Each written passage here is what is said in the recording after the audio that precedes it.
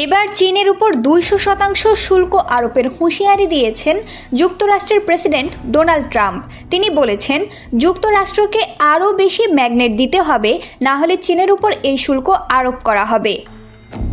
মঙ্গলবার 26 আগস্ট এক প্রতিবেদনে এই তথ্য জানিয়েছে সংবাদ মাধ্যম আল জাজিরা।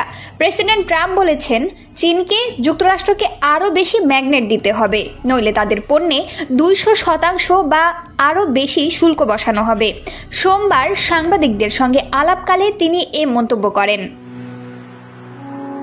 আল জাজিরা বলছে, দুর্লভ খনিজ উপাদান নিয়ে বেইজিং অত্যন্ত সংবেদনশীল। গত এপ্রিল মাসে যুক্তরাষ্ট্রের শুল্ক বৃদ্ধির পাল্টা পদক্ষেপ হিসেবে চীন বেশ কিছু দুর্লভ খনিজ ও ম্যাগনেট রপ্তানিতে সীমাবদ্ধতা আরোপ করে। বর্তমানে বৈশ্বিক ম্যাগনেট বাজারের প্রায় 90%ই চীনের দখলে। এসব উপাদান সেমিকন্ডাক্টর চিপ সহ বহু গুরুত্বপূর্ণ পণ্যে অপরিহার্য, যার ব্যবহার রয়েছে স্মার্টফোনের মতো প্রযুক্তি পণ্যে।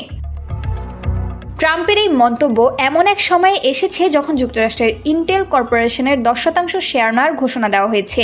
বিশ্বের অন্যতম বৃহৎ সেমিকন্ডাক্টর চিপ প্রস্তুতকারী এই কোম্পানি দুর্লভ খনিজ উপাদানের উপর ব্যাপকভাবে নির্ভরশীল।